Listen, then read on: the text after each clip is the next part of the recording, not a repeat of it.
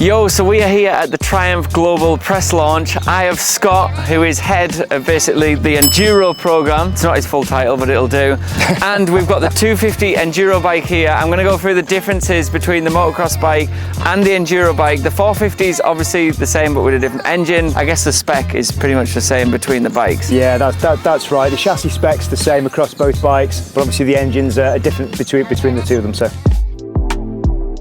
Is the chassis the same as the motocross one? No, so the main frame is the same to a degree, but obviously the Enduro bikes have a side stand and a steer lock and all that good stuff. But the Enduro bikes actually have a new swing arm, so a longer swing arm. It's about 10 mil longer. Better for traction? Yeah, absolutely. So when we were testing in mid-Wales and everywhere else around the world, we found that certainly to get the best blend of high-speed stability, but also traction in the woods in mid-Wales in November, having that extra 10 mil gave us way more traction on the rear, but it also pushes the rider forward a bit. So when you want it tighter through the trees, it kind of gives you a bit more of a forward bias than the MX chassis. So that's what we've gone with. We've got the 18-inch back wheel with Galfa discs. Yeah, so Brembo brakes front and rear, 24 and 26s, and Galfa discs front and rear. They are the same as the MX discs, same diameter. We tested, they work fine, the ventilation is great on them, so we carried on with Galfa. And it comes with what size sprockets does it come with? So it's 1351 versus the 1348 and 49 on the MX bikes. Again, we've got a different engine, we'll talk about that in a second, different power characteristics and performance, so we've changed the gearing on both 250 and 450. That leads us on to the engine pretty much. So the gearbox is obviously different because you need 6-speed for Enduro versus 5 for motocross. Yeah, that's right. But so the Enduro bikes are 6-speed. Arguably, if they weren't 6-speed, they wouldn't be Enduro bikes, right? So both 250 and 450 are 6-speed, but we've also changed the ratios from first to fifth as well. So across both bikes, the ratios are different to the MX, and the 6-speed is an overdrive gear, so it's basically a road gear or a transfer gear. Engine-wise, what is the big differences between motocross and Enduro? What isn't different is the honest answer to that. Perfect. So both bikes have got new cranks, and they're about 30% more inertia across both engines. Both bikes have got all new cams. Obviously, calibration, fueling, all of the kind of ECU cal work, that's new across both bikes. Both bikes have got new exhaust systems, so bigger silencers, longer headers, all tuned to match the performance requirements for the Enduro engine, basically. And both engines are, we're in terms of peak power and torque, both engines are pretty strong. We say class leading, but it's more important to ride the bikes, but both engines are really strong. And the throttle body, I'm guessing, is that the same? Is that different? Or? So the throttle body it's still a Delorto 44 mil on both 250 and 450, which we had on the MX bikes, but obviously the fueling and the cal is completely different than the MX bikes. So it comes also with a fan as standard? Yeah. I don't think other bikes come with fans as standard, or do they? So some other bikes do. Not all of the Enduro bikes do come with. You can get them as an accessory, but obviously the riders know, West Coast of America, slow riding in the trails in California, you're just not riding fast enough to get enough air through. So both of our bikes come with a fan as standard. Perfect. 450 as well. Yeah. The fuel tank. Yeah. How many litres is this? So the fuel tank's 8.3 litres on the Enduro bike versus the 7 or 6.97 on the MX. We've got the extra kind of 1.3 litres in, mainly on the left-hand side of the tank.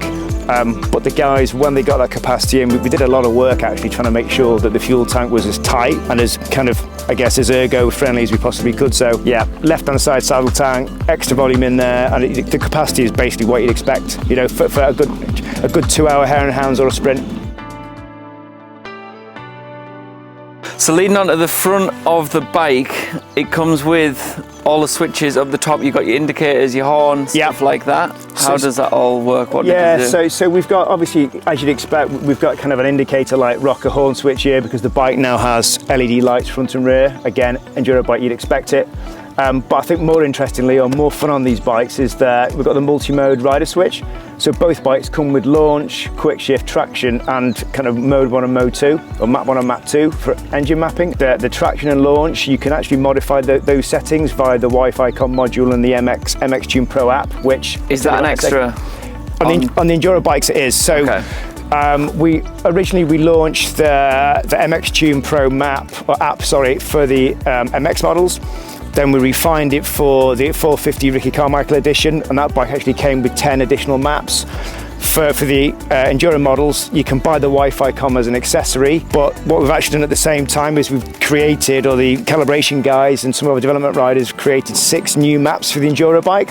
So if you buy the Wi-Fi comm module, you can basically load in 6 new additional, what I'd call kind of stage or riding maps. So we've got single track, sand, trail, woods, special test and MX maps that you can load onto the bike, which go onto map 2. I've got that on my motocross bike and it is very good. Loads of different, I think there's 10 maps. There are 10 maps on the 450 motocross bike, and the team have worked really hard actually between our calibration engineers and the Athena guys over in Italy. You know, lots of their development riders like ours, like, you know, are ex-pros or are really, really high level riders, and they've focused really hard on making sure that when you upload a map, there's a real performance difference. It's not just uploading a map for the sake of uploading a bit of a widget or a gizmo. Each map really changes the performance of the bikes, and it's the same on Enduro. Perfect. You know, there's we know that there'll be some green laners and trail riders, and there'll be some people taking these bikes and doing really well in UK sprint events, I think, and Hare and Hound. And Erzberg in a few weeks. I'm going to take this bike, yes. Hopefully, if I'm allowed to take it from here. That's the plan. I'm going to take this bike, do some suspension mods, and then I'm pretty much going to race it standard, I think, at Erzberg, because we don't have much time.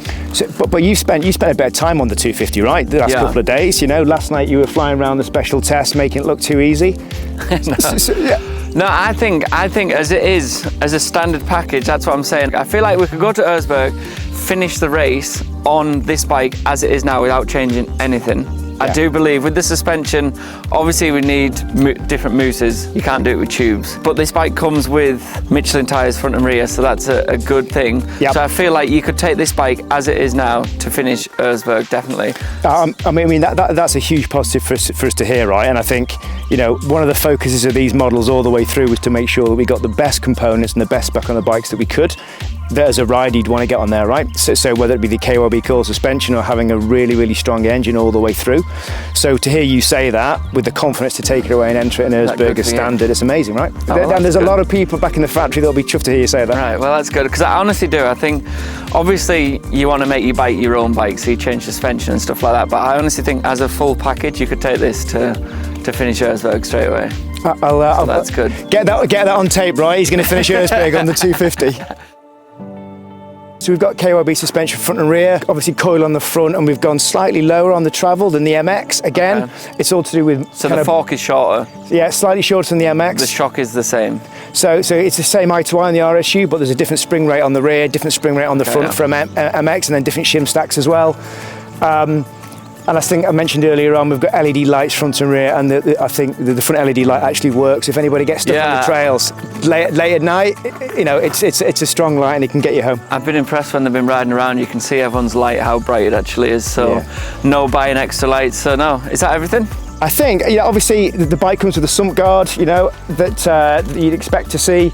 We've already talked about the new Michelin Enduro medium 2 tyres which are on the bike, and I think we're the first OE brand to spec those tyres. I mean, the level of change is huge, right? So I don't know what the component count is, but this is an all new, well, these are all new Enduro bikes. Right. And I think as a final point, I mean, you've already ridden the bikes, you know, but the team have worked really hard to develop the engines, and they ride very, very differently, but they're still fun, strong and free revving bikes. So yeah, not a lot else to say really. Everyone's incredibly proud of the bikes and we're looking forward to people actually getting on them and riding them. Me too. Right, thank you very much for that. Pleasure, mate. Hope you enjoyed that at home, and we'll see you on the next vlog.